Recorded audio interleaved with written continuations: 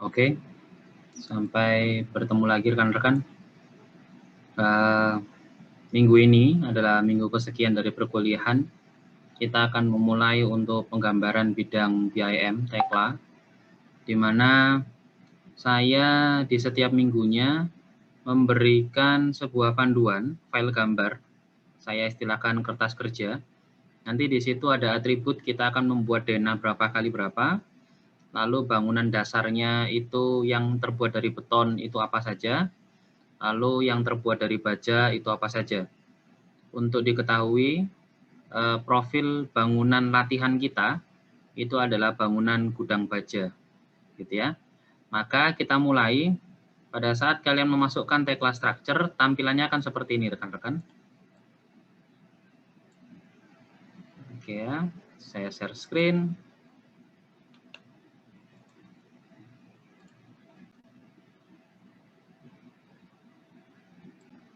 Oke, sudah terlihat.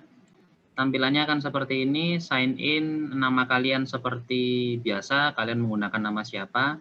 Short is Asia pasti akan muncul, rule-nya bisa kita pilih, kita include yang semuanya supaya custom-nya masuk.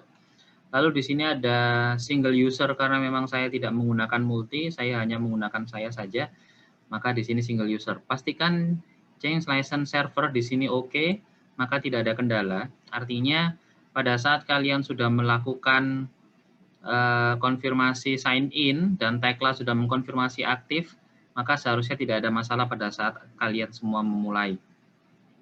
Di atribut awal, kita klik new, kita lakukan modelnya adalah bangunan gudang baja.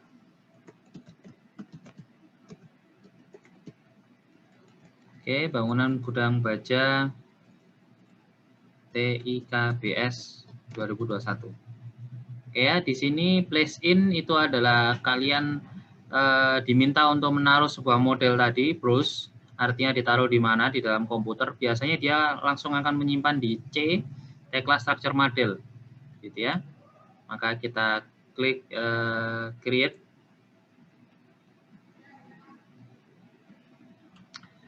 Oke rekan-rekan, sembari pada saat kita nanti akan memulai menggambar lembar kerja, di mana di situ ada sebuah gambar denah dan juga gambar 3D.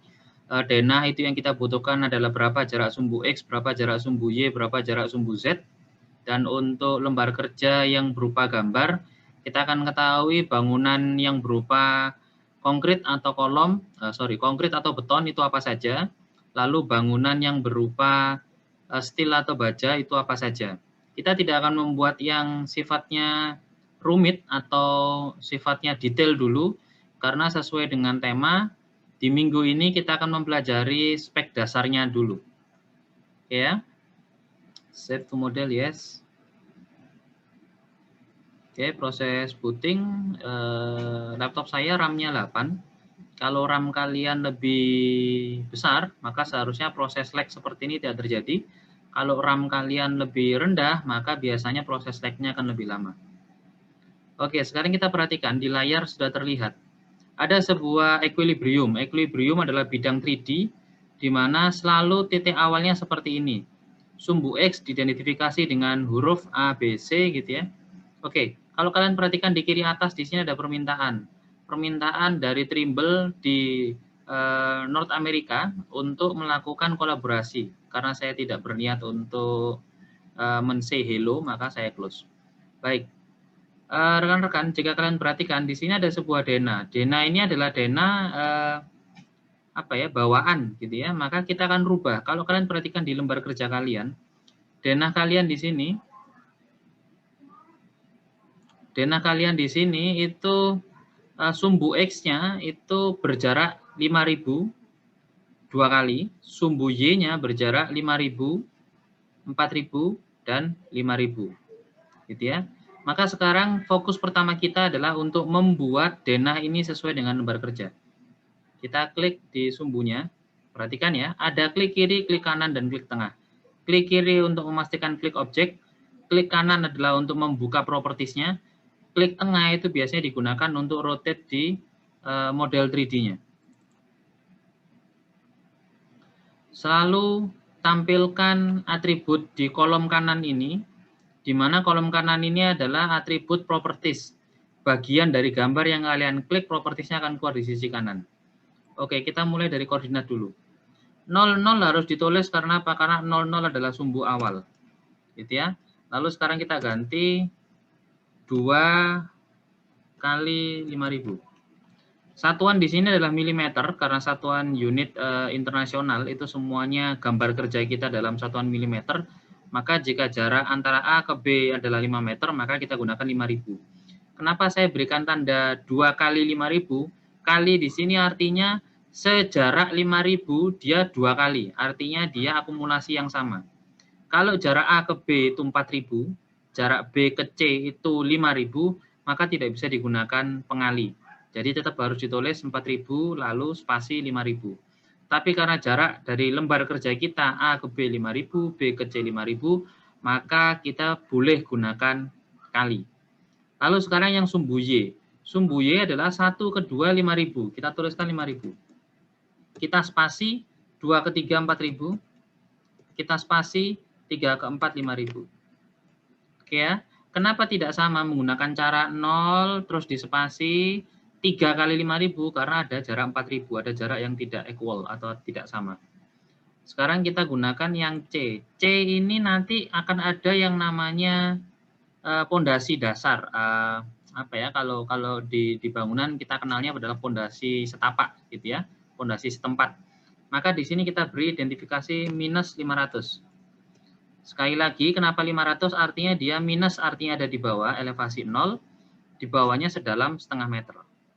Lalu nolnya kita berikan tetap 0. Lalu kita buka lagi gambar kerjanya, ada 1000. Kita klik dulu 1000, lalu 6000, lalu kita spasi 7000, kita spasi 8000. Oke ya, ini adalah sumbunya. Maka labelnya sekarang kita, ini label terserah ya, kalian boleh sumbu X itu huruf, sumbu Y itu angka, itu defaultnya, kalian mau rubah silakan. Tapi di sini yang perlu kita perhatikan adalah penambahan atribut minus 500, plus 1000, plus 6000, di sini plus 7000 karena elevasi, lalu di sini plus 8000. Oke. Lalu di sini ada line extension, rekan-rekan. Line extension itu adalah cantilevernya yang keluar dari sumbu percabangan, gitu ya. Sumbu percabangan itu adalah tempat bertemunya sumbu X dan Y. Berarti yang extension itu adalah yang X keluar ini atau Y keluar ini.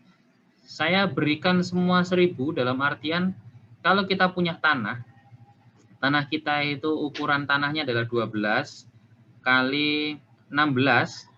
Gitu ya, 12 kali 16, maka diusahakan kita, saya berencana kalau misalnya nanti punya gudang, itu selalu ada jalur evakuasi, 1 meter sisi kiri, 1 meter sisi kanan. Selain dia bisa berfungsi sebagai sirkulasi, menaruh jendela, exhaust, cantilever, dan kawan-kawan untuk kebutuhan decking AC, saya juga butuh 1 meter itu untuk jalur evakuasi. Maka extension di sini tidak saya hilangkan, saya biarkan 1000, 1000, 1000, gitu ya. Oke, jika semua sudah clear, maka sekarang kita modify. Nah, setelah kita lakukan modify, ada garis hijau, ada garis biru. Garis biru ini adalah line kita, artinya tempat menggambar kita. Tetapi garis hijau itu adalah sudut pandang 3D-nya. Ya, dengan kata lain, garis biru ini harus ada di dalam garis hijau. Kalau garis biru itu ada yang keluar dari garis hijau, maka nanti akan ada bagian dari model kita yang tidak bisa terlihat di view-nya. Kenapa? Karena dia keluar dari kotak equilibrium-nya.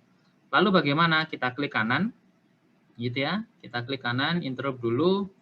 Sudah selesai, sekarang kita klik kanan, kita fit work area to entire model. Artinya, kembalikanlah lembar kerja kita di dalam bidang kerja. Nah, sekarang sudah kembali ya. Untuk mengganti antara tampilan 3D kita itu gunakan Ctrl P. Ctrl P itu adalah satu view itu selalu mempunyai dua, tampak atas dan tampak 3D-nya. Oke ya, ini tampak 3D-nya, ini tampak atasnya. Gunakan saja Ctrl P. Oke, sekarang kita akan membuat view. View adalah tampilan dari tagline sebanyak mungkin. Gitu ya, tampilan dari tagline sebanyak mungkin. Kita klik view. Lalu kita gunakan new view, ya, kita gunakan along grid lines. Artinya kita punya lines, ya, kita punya grid, gitu ya. Lines itu adalah garisnya, grid itu adalah tadi X1 ketemu Y1, X2, XA ketemu Y1, XB ketemu Y2. Pokoknya seperti itu. Maka sekarang kita akan membuat view sebanyak mungkin mengikuti long grid lines-nya. Ya, maka ini sudah kita ketik create. Nah, sekarang akan keluar semua rekan-rekan, akan keluar semua tampilan view kita seperti apa. 3D ini biasanya langsung yang kita gunakan visible view-nya. Kalau kita tidak pindahkan grid-grid yang sudah kita buat ke sisi kanan visible view, maka tampilan itu tidak bisa kita panggil. Artinya tidak bisa secara langsung muncul, harus kita panggil secara manual. Nah, untuk penggambaran awal ini saya butuh visible view-nya adalah 3D dan plan 0. Oke. Baik. Sekarang klik kanan atas itu adalah window. Window adalah untuk mengatur tampilan view kita yang sudah kita buka tadi, kita mau buat horizontal, vertikal, atau cascade. Kalau cascade maka dia acak. Gitu ya, maka saya mau tampilannya adalah vertikal. Oke. Perhatikan di masing-masing sumbunya ada view 2, plan 0, ada view 1, 3D-nya. Kalau 3D saya Ctrl P seperti ini. Kalau plan 0 saya Ctrl P akan seperti ini, gitu ya. Plan 0. Oke, saya menyadari plan 0 ini berarti tanpa atas untuk elevasi 0. Saya salah memanggil, saya close dulu. Saya panggil lagi Ctrl I rekan-rekan. Kalau kita sudah membuat view tadi sebanyak mungkin, kita panggil cara cepatnya adalah Ctrl I. Saya butuh grid 1, bukan plan 0, tapi grid 1. Grid A. Oke. Nah, saya butuh ini, grid A. Oke, saya atur dulu kembali ke vertikal. Baik, sekarang pengaturan dari Dena sudah selesai. Sisi kanan adalah view 3D-nya, sisi kiri adalah view dari grid A-nya. Saya agak kesulitan untuk menaruh ini ya. Saya taruh bawah sini ya supaya tidak mengganggu penggambaran kita. Oke, berikutnya rekan-rekan, saya mulai untuk melakukan penggambaran. Nah, untuk melakukan penggambaran, umumnya saya butuh 3D untuk melihat apakah sudah sesuai dengan grid-gridnya, bangunan-bangunan tadi. Dan saya butuh elevasi untuk melihat ada bidang gambar yang terkadang tidak lurus, seperti contohnya atap. Maka atap nanti akan kita gunakan bidang miring. Itulah kegunaan dari view grid A. Gitu ya. Sekarang kita akan memulai dengan bidang awal kita menggambar sebuah pondasi, gitu ya. Pondasi itu umumnya semuanya dari konkrit. Maka kita klik konkrit. Oke. Sekarang pondasi itu kita gunakan yang namanya footing, gitu ya. Footing. Oke. Perhatikan kursor kalian ya, kursor kalian. Pada saat mouse atau kursor kalian itu sudah memendar seperti kursor saya, ada bayang-bayangnya di belakang, maka kursor ini siap untuk memberikan perintah. Kalian klik di grid manapun, maka dia akan memberikan. Tinggal perintah terakhir tadi apa? Footing, berarti dia akan memberikan footing. Perintah terakhir tadi apa? Steel, maka dia akan menaruh material steelnya. Oke ya. Sekarang kita coba untuk menaruh di footingnya. Saya coba gunakan 3D ini, saya gunakan 3D ini untuk gambar. Oke. Saya klik di sini. Oke ya. Bisa kalian lihat ya. Jadi pada saat saya klik gambarnya di 3D dengan tampilan tanpa atas, maka di grid A-nya dia akan muncul. Artinya, footing kita itu ukurannya sudah ditentukan di lembar kerja. Kalau dalam dunia kerja, kita selalu menghitung dulu, menghitung berapa sih kebutuhan pondasi kita, ukurannya berapa, nanti tulangannya, dan kawan-kawan. Maka seakan-akan lembar kerja kita itu menginformasikan hasil perencanaan, yaitu apa? Dibutuhkan pondasinya, itu dimensinya adalah 750 kali 750, tetapi kedalamannya hanya setengah meter. Oke ya, tapi kedalamannya hanya setengah meter. Maka kita klik bendanya atau materialnya. Klik, double klik gitu ya. Oke, maka di sini akan muncul informasi footing 1200 kali 1200. Ini kita ganti 750 centang 750. Tanda centang hitam ini artinya data default dilakukan perubahan, gitu ya. It's okay. Nah, di sini kita beranjak ke bagian tengah, ada 0.00 itu adalah elevasi topnya, ada minus 750 adalah elevasi bottomnya. Elevasi bottom sesuai dengan lembar kerja adalah 500, maka kita rubah 500. Oke, kita lakukan modify. Oke, sekarang perhatikan di grid A-nya. Dia sudah pas.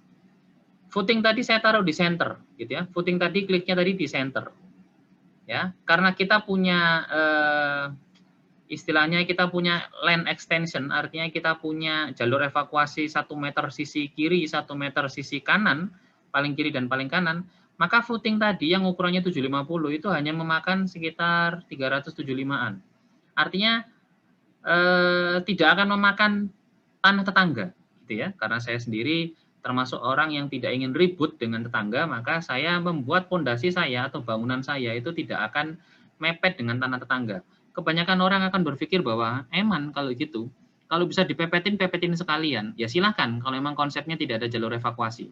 Tetapi karena saya berpikir jangka panjang, dan ini adalah sebuah fasilitas umum, artinya fasilitas yang bisa digunakan oleh banyak orang, bukan hanya keluarga saya, karena ini adalah gudang baja, maka saya melakukan perlu adanya mitigasi, yaitu sebuah jalur evakuasi jika terjadi sesuatu.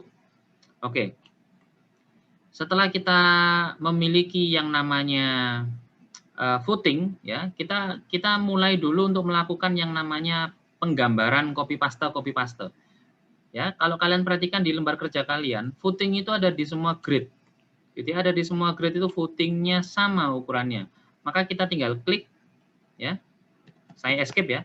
Tangan kiri kalian usahakan selalu standby di keyboard escape. Tangan kanan kalian selalu ada di mouse.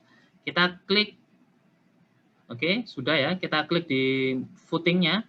Maka kita lakukan Ctrl C. Ya, kita lakukan Ctrl C. Sama seperti perintah copy pada saat kita gunakan AutoCAD. Karena basic dari 3D ini adalah AutoCAD. Kita klik asnya. Kita taruh di as yang lain. Kita taruh di as yang lain. Oke ya. Kita lihat di grid A. Oke, grid A-nya belum muncul. Sekarang kita perhatikan di Ctrl B-nya. Oke. Oke. Nah, kalau kalian perhatikan, kenapa grid A-nya ini tidak muncul? Ya, kenapa grid A-nya ini tidak muncul? Kalau kalian perhatikan grid A ada di sini, maka grade A itu dia hanya memandang dari sisi sumbu Y. Gitu ya, hanya memandang dari sisi sumbu Y. Gitu ya. Kembalikan tampilan 3D-nya menjadi tampak atas. Nah, sekarang coba kita lakukan klik satu benda, tahan dengan kontrol, klik lagi, kita klik kanan, kita gunakan copy spesial. Ya, kita gunakan copy spesial, linear. Artinya, selain kita bisa memindahkan dengan Ctrl C atau Ctrl Copy, kita juga bisa melakukan pemindahan itu dengan menggunakan tools atau properties yang ada di tagline ini. Kita klik Ctrl kanan, kita lakukan copy linear. Copy linear, kita mau mengcopy tiga footing tadi yang ada di grade 1, ya, grade 1, sumbu X-nya adalah sumbu X1 ini. Kita akan copy ke grade 2, grade 3, dan grade 4. Maka DX-nya, kita gunakan D apa? DX atau DY, tidak mungkin DZ gitu ya. DX atau DY, maka kita lakukan dulu trial di sini. DX saya lakukan DX 5000. Gitu ya. Lalu saya copy. Nah, sekarang saya klik di sini Ctrl P. Adakah yang terjadi? Oh, ternyata tidak. Saya kembalikan. Ctrl P, Ctrl Z. Artinya perintah DX tadi keliru. Kenapa? Karena DX kalau misalnya kita gunakan DX maka dia akan membagi ke pihak yang lain.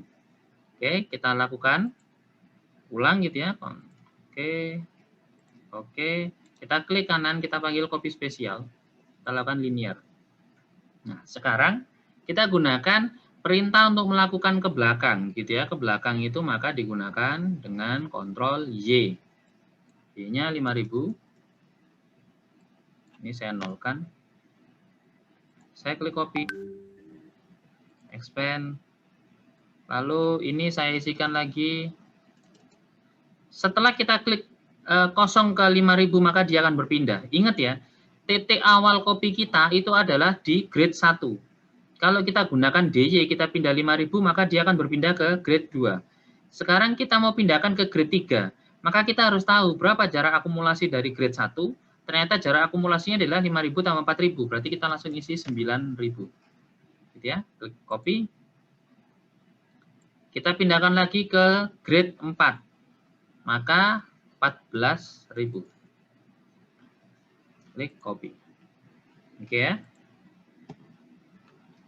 Nanti kalian bisa melakukan utak-utak gitu ya. Kalian bisa melakukan maksimal mungkin fitur dari move copy.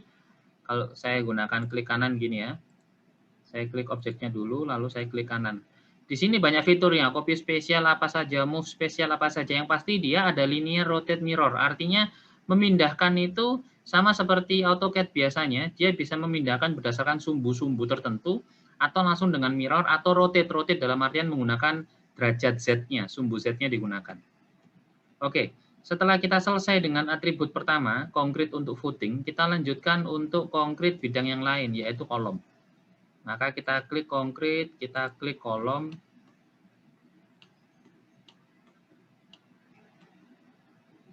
Oke, kolom kita klik di asnya. Oke, akan terlihat seperti ini. Sekarang perhatikan rekan-rekan kolom ini gitu ya. Kolom ini itu di lembar kerja kita ukurannya adalah 500 kali 500 gitu ya. Ketinggiannya baru 1000. Ya, ketinggiannya baru 1000. Oh, sorry. Kita belum memberikan elevasi 1000. Oke ya, coba kita klik lagi di grid-nya, kita klik muncul. Nah, kita sudah berikan nih 1000 di sini, tetapi tidak ada di plus 1000-nya. Maka kita spasi plus 1000. Oke.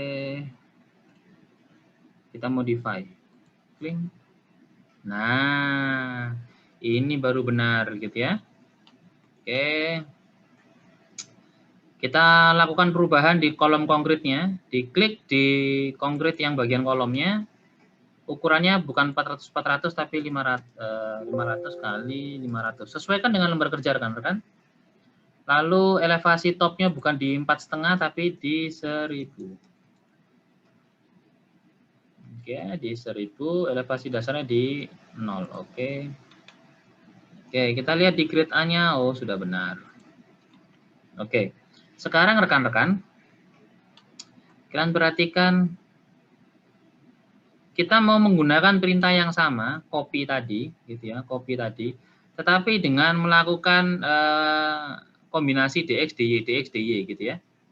Coba kita klik materialnya, kita klik kanan, kita copy spesial dengan linear. Kita gunakan perintah DX-nya, DX-nya adalah ke kanan, maka kita gunakan DX-nya 5000. Ya, DY-nya adalah 5000. Kira-kira kalau saya gunakan perintah seperti ini, dia akan pindah kemana? Ya, dia akan pindah ke sini, tekan-tekan. Ke grade B2. Gitu ya, kita coba. Klik copy. Nah, dia akan pindah ke grade 2. Kenapa? Karena di sini perintahnya langsung. Otomatis kini bisa kita gunakan. Kita nolkan dulu. Ya, seperti tadi, kita nolkan dulu, kita copy. Kita ganti 9.000, kita copy. Kita ganti 14.000, kita copy. Gitu ya. Oke, sudah berpindah semua. Sekarang setelah 14.000 kita ganti sekarang jadi 5.000. Kita copy. Ini kita kembalikan ke 9.000. Kita copy. Sekarang kita buat DX-nya yang lebih jauh, yaitu jarak 10.000. Kita copy. Oh, salah ya. Ini bukan 10.000, ini masih 1000 ya. Kita bisa Ctrl Z. Oh, sorry. Kita Ctrl Z. Oke. Sekarang kita klik tengah. Sorry. Kita lanjutkan lagi. Kita gunakan titik center yang sama. Klik kanan.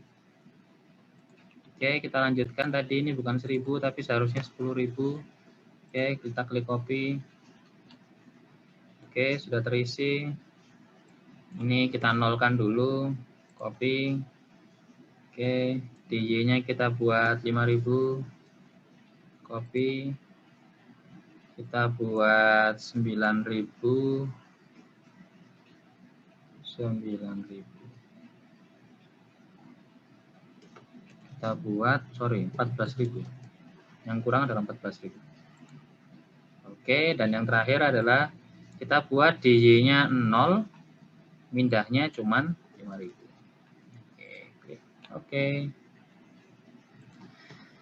Selesai, sekarang kita lihat 3D-nya. Oke, semuanya selesai. Kita kembalikan. Satu lagi rekan-rekan, di lembar kerja kita masih ada satu item konkret lagi, ya, satu item konkret lagi yaitu item slope, gitu ya, beam. Kita buat dari beam. Kita klik konkret, kita panggil beam. Nah, sekarang kita buat beam itu dengan grade A, gitu ya. Kita klik. Oke, kita klik. Oke, beamnya jadi, kita klik beamnya, kita rubah,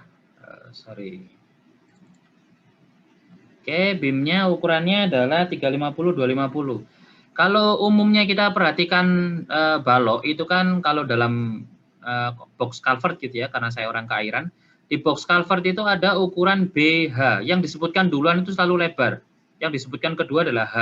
Nah, untuk di tekla ini itu dibalik, yang disebutkan duluan itu adalah H, height-nya. Yang disebutkan berikutnya adalah baru lebarnya, gitu ya. Jadi kalau ada notasi beam 350 kali 250, maka ketinggiannya 350, baru lebarnya 250. Oke, ini kita isi 350 kali 250. Gitu ya. Yang lainnya oke, modify. Oke, kita kembalikan pada gambar. Oke, sudah sesuai. Oke, sudah sesuai.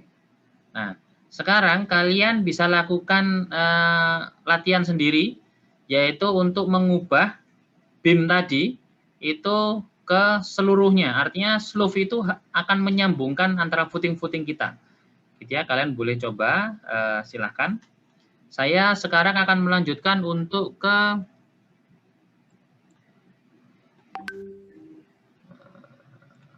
Oke, saya dampingi kalian untuk melakukan copy dulu. Saya akan menyelesaikan untuk perintah copy ini, maka saya gunakan satu material.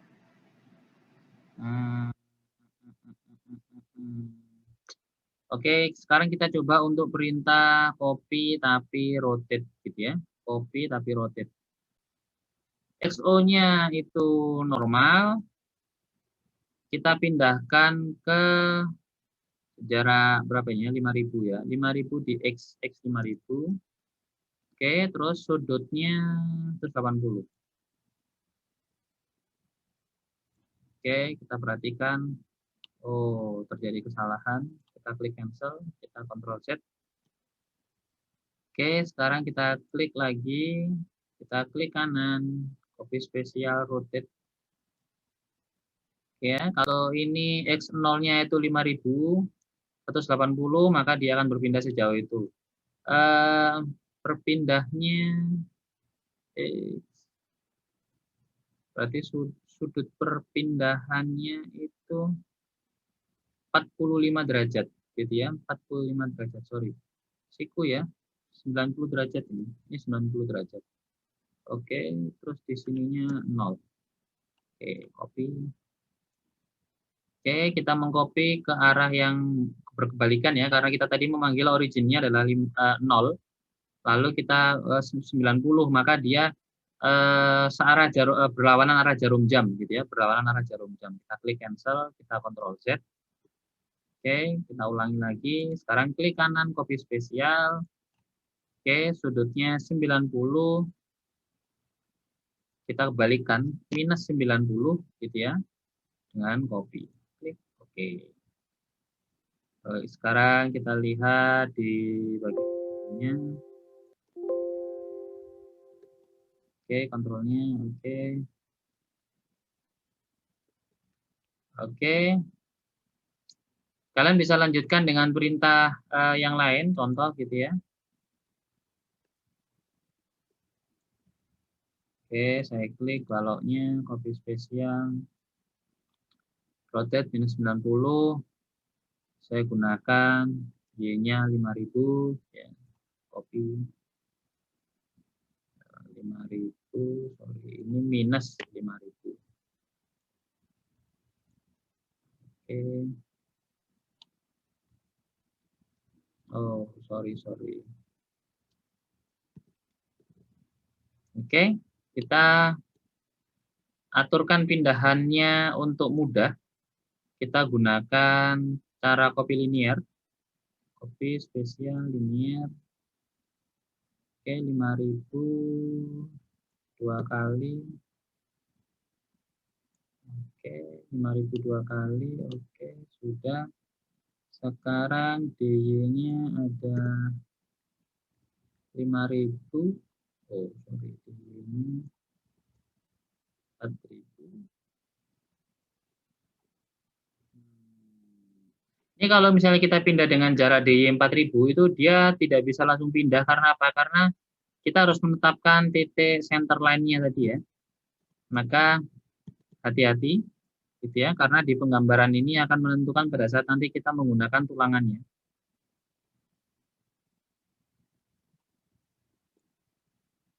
Oke.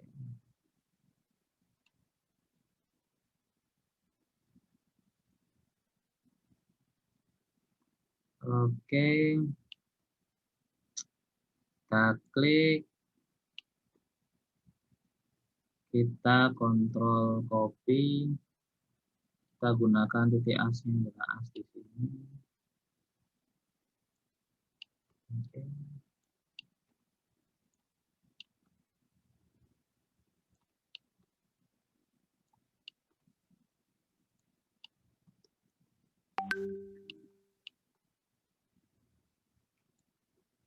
Kontrol copy.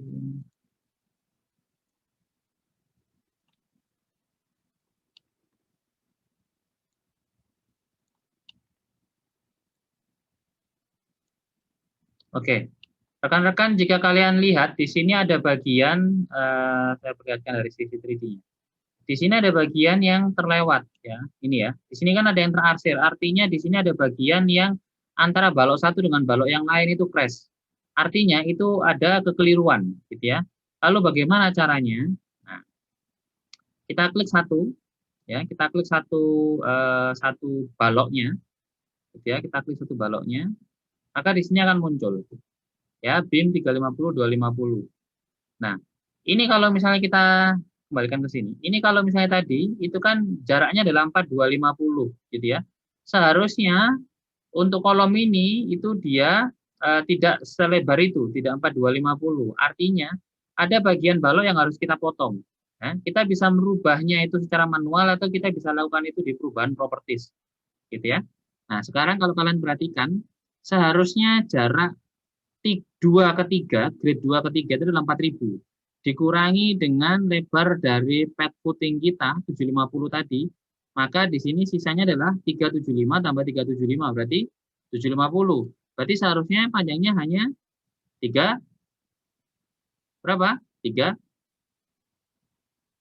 ya, panjangnya hanya 3.500. Maka di sini kita lakukan pemotongan. End offset gitu ya. Oke, end offset ini sumbunya adalah sumbu Y. Sumbunya adalah sumbu Y. Oke. Kita lakukan di sini minus 4250, berarti minusnya 750. Oke, minusnya 750. Oke, kita lakukan modify. Oh, sorry, keliru rekan-rekan. Saya kembalikan di sini menjadi 0 gitu ya. Lalu sumbu X-nya di sini saya gunakan minus 750. Oke, modify. Ternyata 750 masih kurang. Kenapa? Karena panjangnya masih 3.500. Berarti harusnya dikurangi adalah 1.000, bukan 750. Berarti ini kita klik 1.000. Oke, modify. Nah, kalau seperti ini berarti balok yang mengisi di grade 2 dan 3 sudah benar.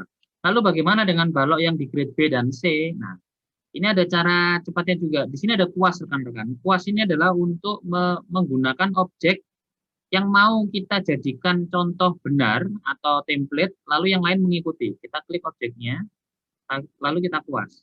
1, kita kontrol. 2, kita klik modify. Nah, maka dia akan mengikuti. Nah, kalau seperti ini, maka penggambaran konkret kita sudah sesuai. Gitu ya. Oke, kalian bisa cek kembali sebelum saya lanjutkan untuk bangunan atas.